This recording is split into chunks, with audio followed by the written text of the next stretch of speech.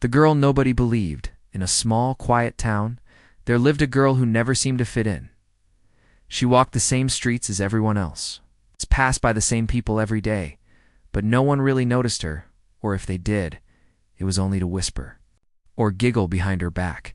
She always carried an old, dusty violin case with her. It was scratched, worn out, and looked like it had seen better days. The kids in the neighborhood often pointed at it and laughed. She carries that thing like she's some kind of star, they said. Some even joked that there was probably nothing inside it at all. To them, she was just pretending, just trying to get attention. But the girl never responded. She never argued or explained. She just kept walking with her head down, holding that old case close to her chest like it was something precious. Her clothes were simple. Her shoes were old. There was nothing special about her on the outside, but inside, she carried a dream. A dream that she kept hidden from the world. Her family wasn't much different from the rest of the town. They didn't understand her love for music. They thought it was just a phase, a waste of time. Her parents often told her to focus on things that mattered. Music won't put food on the table. They said stop playing around and do something useful. Her siblings teased her too. They'd say things like, "You're not even good at it," or "Nobody's going to listen to you." And after a while, she stopped trying to explain. She just stayed quiet because deep down, she believed that one day her fingers would speak for her, even if her voice couldn't, every night. After everyone went to bed, she would sit by the small window in her room. She'd pull out the old violin from its case. The wood was chipped, and the strings were rough, but to her it was a treasure. She didn't have a teacher. No one showed her how to hold it properly. She had found a second-hand music book in a thrift store. That book became her guide. She would read the notes. Try them out, fail, and try again. Her fingers often hurt. Sometimes they even bled. But she kept playing. Outside the wind howled, and the night was silent. But in her room, there was music. Soft, broken at times, but real. Every time she played a new note correctly, her heart felt lighter. She was teaching herself, and with each passing night she grew better. Her fingers remembered the places on the strings. Her ears learned the beauty of each sound. The violin became her voice. Her secret friend who listened without judgment at school, nothing changed. She was still the girl with the old violin case. Still the one people whispered about, some said. She was weird. Some thought she was wasting her life. She didn't mind. She knew that they only saw the surface. They didn't know about the nights she spent practicing. The pain in her fingers, the joy in her heart when a tune came out just right. One afternoon, while walking home, a group of kids stopped her. They surrounded her and pointed at the case. "Why do you carry that around?" One of them asked, "Can you even play?" Another teased. "Play something for us. Prove it," they demanded. She stood there, clutching the case. Her throat felt tight. She wanted to say something, to open the case and show them. But her heart was pounding too fast. Her hands trembled. She shook her head and quietly walked away. Behind her, she could hear their laughter. "See? She's faking it," they said. That evening, she cried by her window. She wasn't sad because of their words. She was upset with herself for not being brave enough, for not showing them what her fingers could do.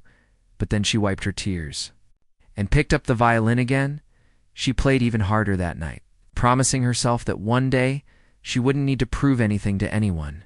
One day, the world would hear her music, and they'd know she wasn't pretending. She was practicing. And her fingers would reveal the truth when the time was right. The hidden passion every night, when the town lights faded and the streets grew quiet, she sat by her tiny window, alone. But not lonely. While others dreamed in their sleep, she was wide awake, dreaming with her eyes open. On her lap rested that old violin. Its wood was rough and worn.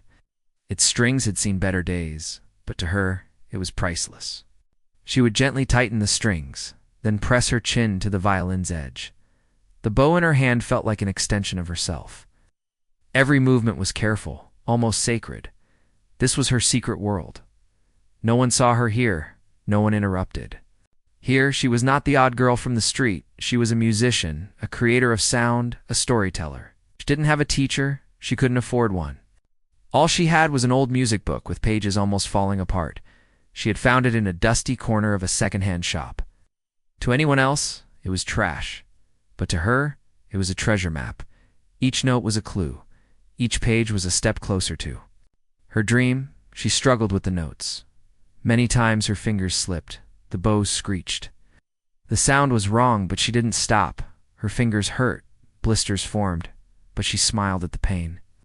Because every sore fingertip meant she was getting closer. Closer to playing the way she imagined in her mind. Her room was small and plain, but when she played, it became a concert hall in her imagination. The stars outside her window felt like her audience. She imagined them twinkling in applause.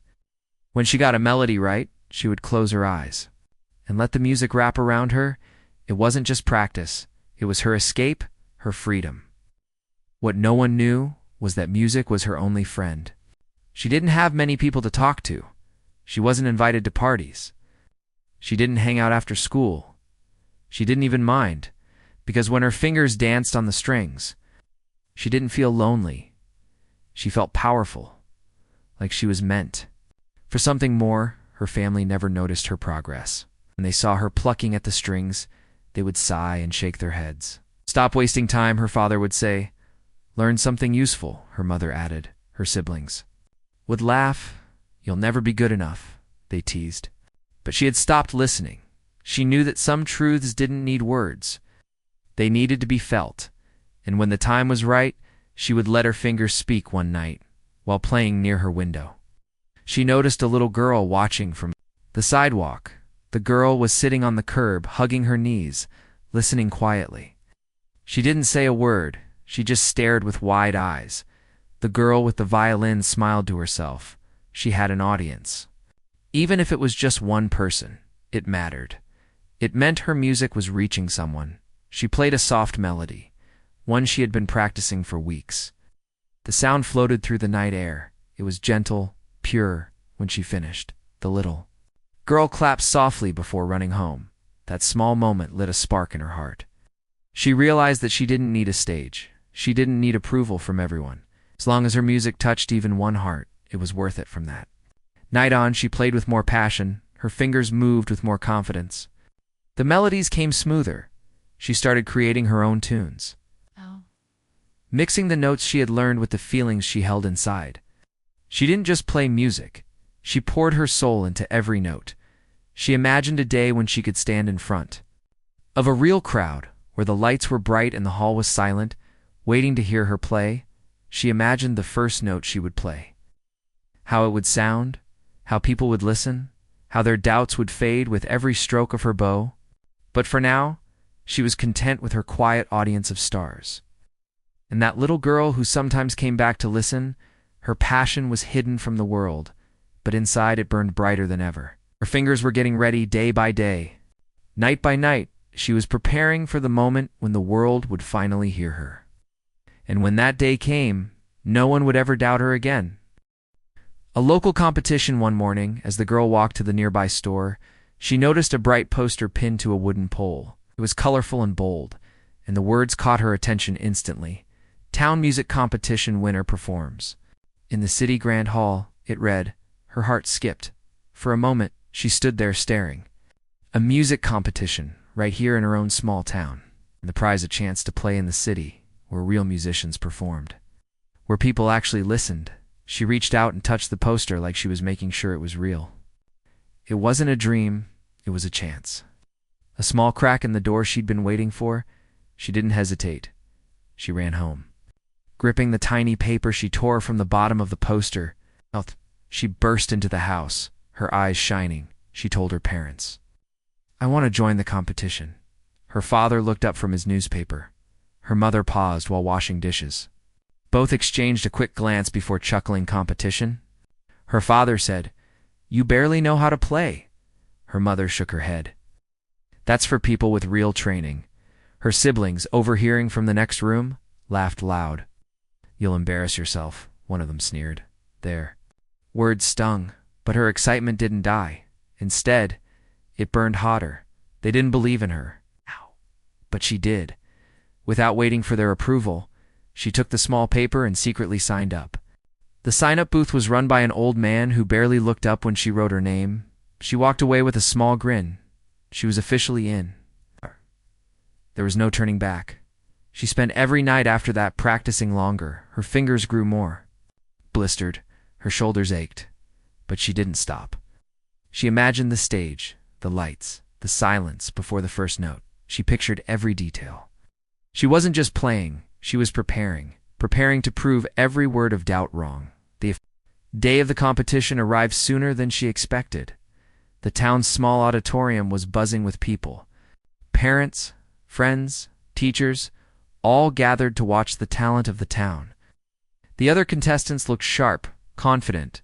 Their instruments looked new, polished, almost shining under the lights. Some had personal coaches whispering last minute advice. Others stood in groups, laughing and showing off their warm-up routines. She stood alone in a corner. Her old violin looked pale compared to theirs. The case's handle was frayed. The strings didn't shine. But she held it close. To her, it was more than just wood and strings. It was her voice, her story, her truth. She heard some kids whisper nearby. "Look at her violin," one said. "She thinks she can win with that thing." Another chuckled. She heard them, but she didn't respond. She remembered all the nights under the window, all the pain in her fingers. She told herself, "They don't know me, but they'll hear me." When her name was finally called, a small wave of laughter rippled through the audience. Some parents even shook their heads. She stepped onto the stage with shaky legs. But when she looked at the crowd, she didn't see them. She saw the stars outside her window. She imagined the little girl who once clapped for her in the dark. She closed her eyes and placed the violin on her shoulder. The hall went quiet. The first note escaped her bow, soft but clear. Then the next and the next. Her fingers, though trembling at first, began to remember. Oh. They remembered the patterns, the feelings. Soon she wasn't playing the competition piece anymore. She was playing her story, her struggles, her lonely nights, her quiet dreams. Each note carried a piece of her heart. People stopped whispering. They sat still, listening, some with eyes wide, some with mouths slightly open. Even the judges leaned forward, curious by the time she finished. There was a long pause, the kind of pause where no one knows what to say yet. Then the applause began, soft at first, then louder. People stood up. Some clapped with both hands high. She opened her eyes, stunned for the first time. People were looking at her, not with pity, not with doubt, but with respect. She stepped off the stage, holding her violin tight. Her heart was racing, but she smiled to herself because she had done it. She had spoken without words, and they had listened. For the first time in her life, they really listened. The day of trials, the next morning. The sun seemed a little brighter, the sky a little clearer. But for her, the day felt heavier. The memory of last night's applause still echoed in her mind, yet deep inside, a tiny voice whispered, "What if it was just luck?" She shook the thought away. Today wasn't just any day. It was the day of trials, the final round. Only 3 performers had been chosen from the dozens who auditioned, and she was one of them. She stared at herself in the mirror that morning. Her reflection looked the same. Simple clothes, messy hair, tired eyes, but her fingers. Those fingers were different. They were worn, calloused, but steady. They held the proof of every silent night spent practicing. She didn't need fancy clothes or expensive instruments. She only needed her violin and her hands. That was her armor, her strength. She reached for her old violin case. The handle was still frayed, the hinges still squeaky, but when she opened it, the smell of wood and strings filled the air. It was familiar, like home. She carefully tuned each string, her ears listening to every slight vibration. Every sound mattered today, outside. The town buzzed with excitement. Posters of the final 3 participants were pasted on walls and shop windows. Her photo looked awkward compared to the others. One finalist was a boy trained at a fancy music academy. Another was a girl who had been performing since she was a child. And then there was her, the girl no one knew, the girl with the old violin. Some people murmured that she was lucky to even make it this far. Others said maybe the judges had made a mistake. But she didn't let their words sink in. She focused on what she knew. Her music. Her fingers knew the strings better. Then she knew herself. They had a memory of their own.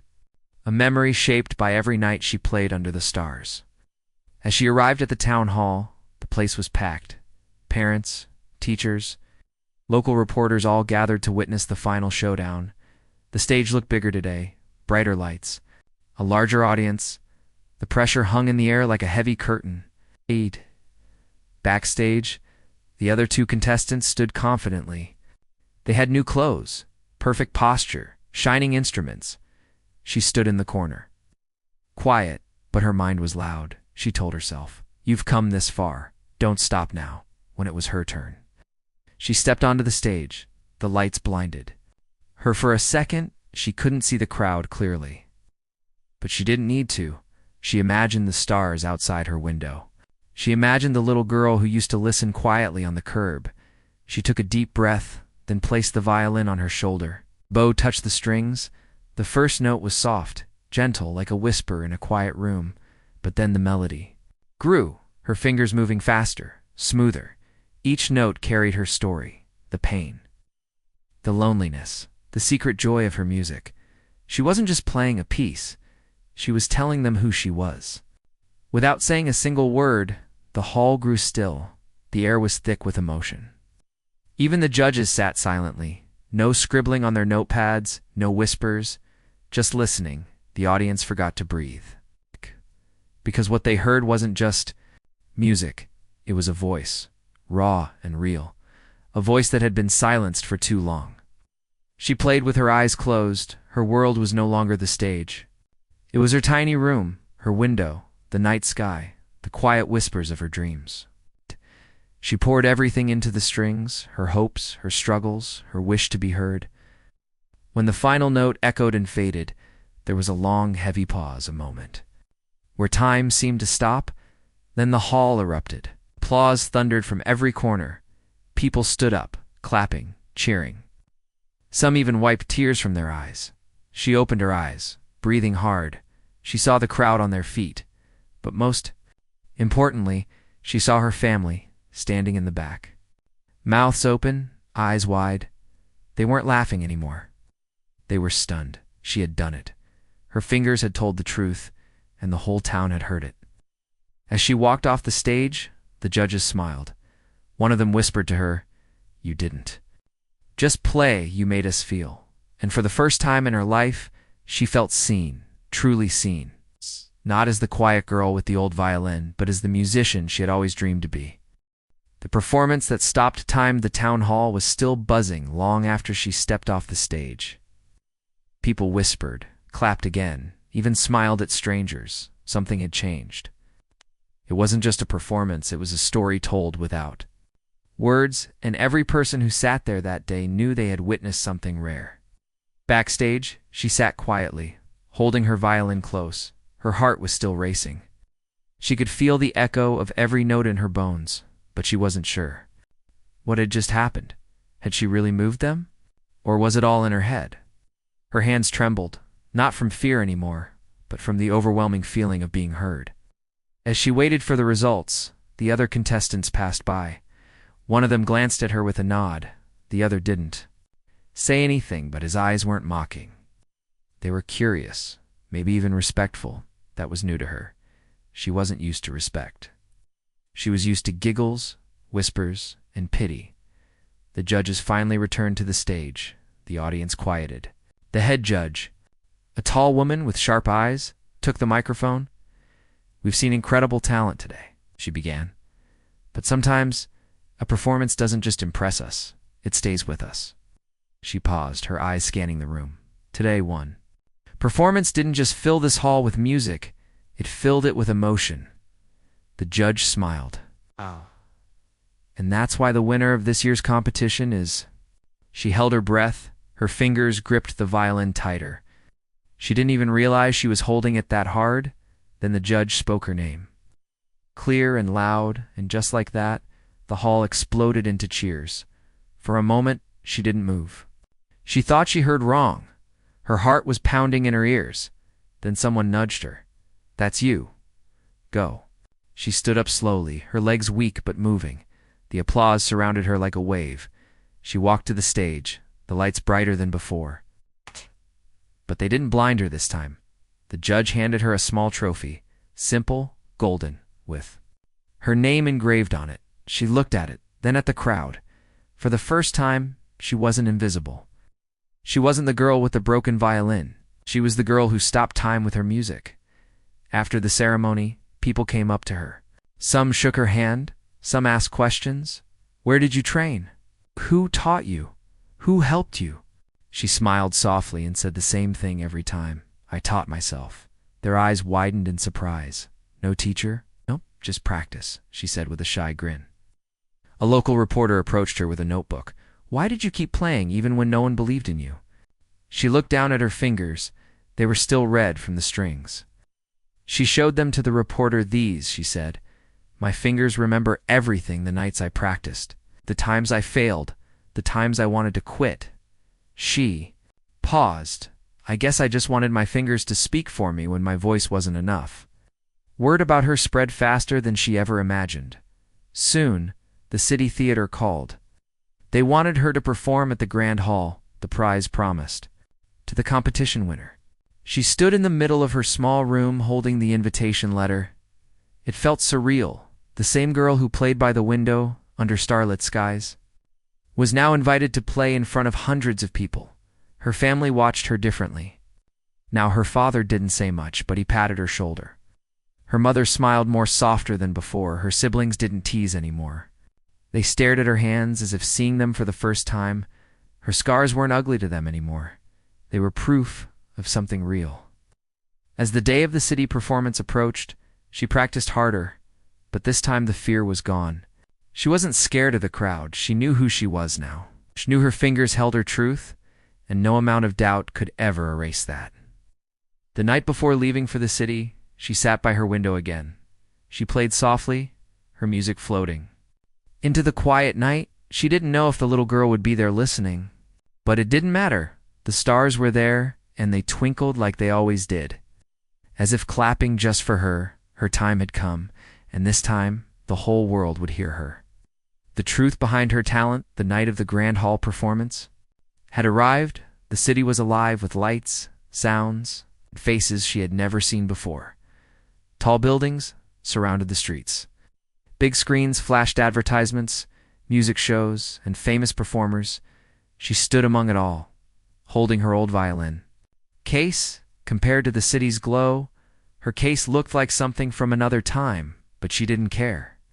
Because inside that case lived the soul of her story. When she reached the Grand Hall, her breath caught in her throat. It was massive, elegant, and grander than anything she had imagined. The red velvet curtains, the golden arches, the polished floors, everything shone under the bright lights. Famous musicians had walked these halls. Legends had performed on that stage, and now she was here. Not because someone chose her out of luck, but because her fingers had brought her here. Backstage, other performers prepared. They had sleek black cases, new instruments, confident postures. They chatted with their managers, tuned their strings with ease. She stood quietly in a corner. Her violin rested gently in her hands. Some people glanced at her. A few looked at her worn-out case with curiosity, but no one said anything. She didn't need them to. She wasn't here to prove anything to them. She was here to play when her name was called. She stepped onto the stage. The lights beamed down. Warm and bright, the audience was huge, rows and rows of people watching, waiting. Her heart pounded. But then she thought of her window, her little room, the stars. She smiled softly, because she knew this feeling. It was just another night of playing for herself. She lifted the violin, placed it against her shoulder, closed her eyes, and let the bow glide across the strings. The first note echoed gently, then the next, and soon the melody wrapped around the hall. Her fingers moved like they remembered every pain, every lesson. Each note carried her journey, the loneliness, the tears, the nights of silent practice. The audience watched in awe. They didn't just hear music. They felt a story. A life poured into every sound. People forgot to breathe. Their eyes followed every move of her hands. It wasn't just talent. It was something deeper. It was honesty. When she finished, the hall sat in silence for a moment, as if no one wanted to break the spell. Then the applause came louder than anything she'd ever heard. People stood, clapped, even cheered. But she just stood there, breathing, smiling gently, because in that moment, she wasn't just a girl with an old violin. She was an artist.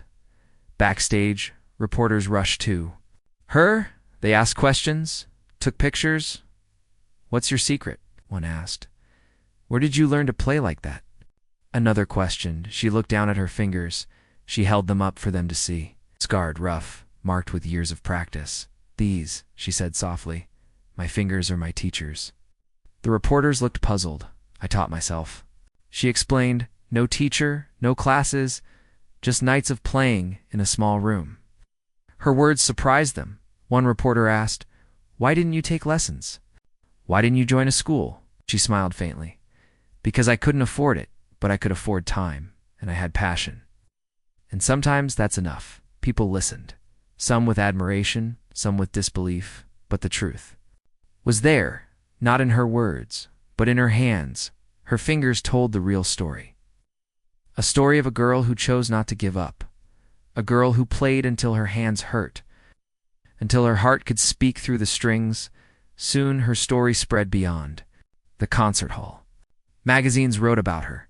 Music schools invited her to speak. She didn't care for fame. She cared for the music and the simple joy of being heard. When she returned to her town, things weren't the same. People looked at her with new eyes. They smiled, nodded, even apologized. Her family was different too. Her father, once doubtful, now watched her practice with pride. Her mother quietly hummed the tunes she played. Her siblings no longer teased her. Instead, they told their friends, "That's my sister, the one who played in the city." She never forgot her journey. She never stopped practicing because she knew that talent wasn't magic. It was made string by string, scar by scar, and her fingers, once doubted by all, had finally revealed the truth. From nobody to inspiration, when she stepped back into her small town.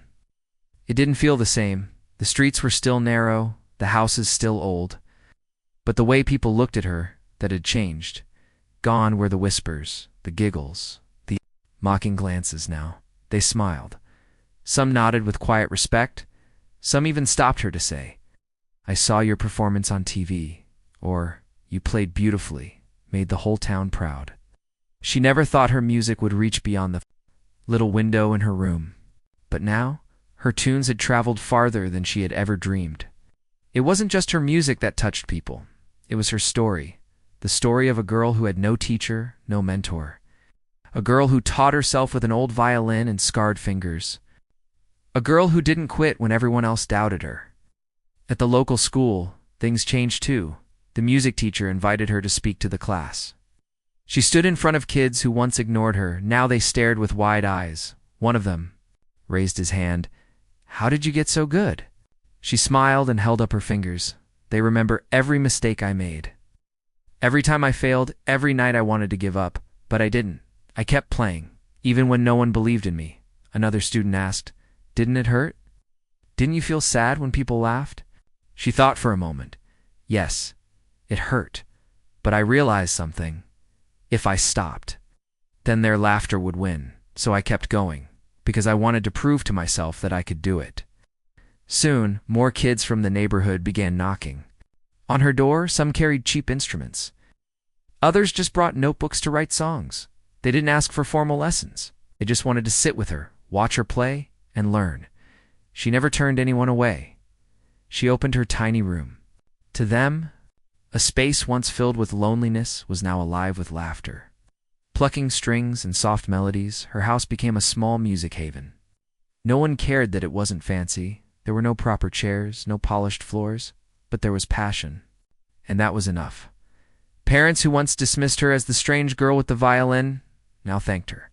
Their children were learning patience, discipline, and the joy of creating something beautiful one day. A parent said to her, "You've become the inspiration we never expected for this town." That sentence stayed with her. She was once a nobody now. She was someone the kids looked up to. Not because she was famous, but because she proved that greatness can come from anywhere, even from a small, forgotten room with a dusty window. She didn't forget the little girl who used to sit on the curb outside her window. One evening, she saw her again, older now, still shy. She called her inside, gave her a small, used violin. The girl's eyes lit up, and in that moment, she saw herself in her, a quiet soul who just needed someone to say, "I believe in you." Her family had changed too. Her father, once doubtful, now brought her new strings when he could afford them. Her mother listened to her music as she cooked. Her siblings told their friends proudly, "She's my sister." You know, the one who played in the city. The house wasn't just home anymore. It was where music lived, where hope was taught with every note. One day, a reporter visited her again and asked, "What's next for you?" "Now that you've made it," she smiled softly. "I don't think I've made it yet. There's always more to learn. But if I can help others find their own music, that's enough for me." She didn't crave fame or big stages anymore. She found joy in every note played by the kids in her room, in every shy student who smiled when they got a melody right. She knew her journey was never just hers. It was for everyone who was ever doubted. For every quiet child who ever sat by a window, dreaming of being heard. She was no longer invisible. She was a mentor, a guide, a symbol that dreams, no matter how small, can grow louder than any doubt. And her fingers, once rough and scarred, now danced with pride, playing not just her story, but the story of every soul who refused to give up. Her legacy lives on years past. But the music never stopped echoing from her little house. What began as a lonely girl's secret passion had now become a place of learning. Children came from nearby villages. Some walked for hours just to sit on the floor of her small room. They didn't care that there were no fancy chairs or polished wooden floors. They cared only for the sound of her strings, the gentle guidance of her voice, and the way her fingers seemed to unlock the music in their own hands. She never turned anyone away. It didn't matter if they couldn't afford an instrument, if their clothes were torn, or if they were too shy to speak. She always found a way. Sometimes she'd lend her old violin. Sometimes she'd fashion makeshift instruments from scraps. To her, every child deserved the chance to hear the music they carried inside. Soon, the small room became too crowded, so the townsfolk gathered together. They donated wood, paint, tools, anything they could spare. Together, they built her a little music hall. It wasn't grand or modern, but to the children who played there, it felt like the biggest stage in the world. She hung no trophies on the walls. There were no medals or certificates. Instead, the walls were covered with photos of her students, smiling, holding violins, guitars, flutes, even homemade drums. Each face told a story of belief, effort, and the magic of being heard. One day, a student asked her, "Why didn't you ever leave? You could have gone to the city, played in big places, become rich." She smiled softly. "Because music isn't just for big halls, it's for hearts. And there are many hearts right here that still need it." Her name spread across regions. Not as a celebrity, but as a legend. The girl with the old violin who taught herself to play and then taught others not to give up. She was invited to speak at schools, to play at cultural festivals, but she always returned home. Because home was where the next child waited, ready to learn. Her family, once full of doubt, now stood proudly by her side. Her father, now older, sat in the back during lessons. Sometimes clapping along with the tunes, her mother prepared tea and snacks for visiting children. Her siblings helped fix broken strings, tune instruments. The house that was once silent was now alive with music, laughter, and dreams. But she never forgot her own journey.